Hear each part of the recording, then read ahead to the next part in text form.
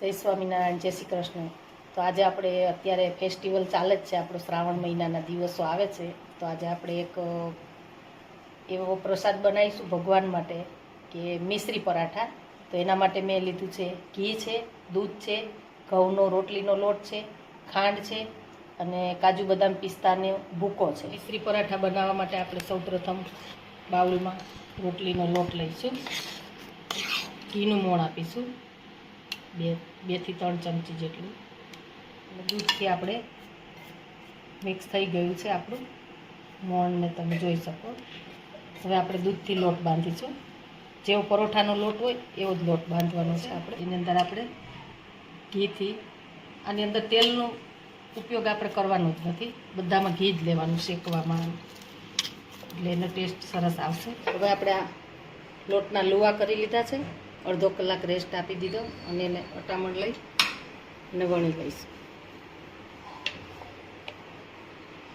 હવે એમાં છે આપણે ઘી લગાવી દઈશું. બહુ સરસ ટેસ્ટ આવે છે, એકવાર તમે ટ્રાય કરજો. ડ્રાય ફ્રૂટનો ભૂકો છે એ ભભરાવીશું, કાજુ બદામ પિસ્તાનો, અને ખાંડ લઈશું આપણે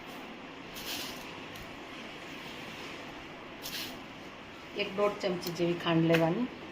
હવે એને આપણે વાળી લઈશું, પેક કરી અને પરોઠું વણી લઈશું.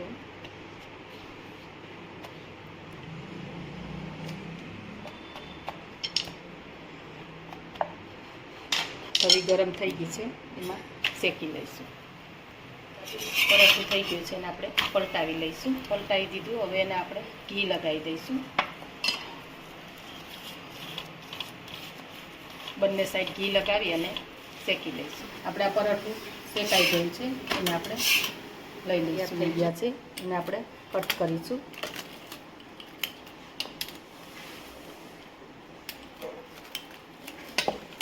તૈયાર છે આપણા મિશ્રી પરાઠા. એને તમે એકલા જ ખાઈ શકો છો. અને મારો વિડીયો તમને ગમે તો લાઇક, શેર અને સબસ્ક્રાઈબ કરવાનું ભૂલતા નહીં. અને એકવાર મિશ્રી પરાઠા ચોક્કસ ટ્રાય કરજો અને અમને જણાવજો કેવા બન્યા.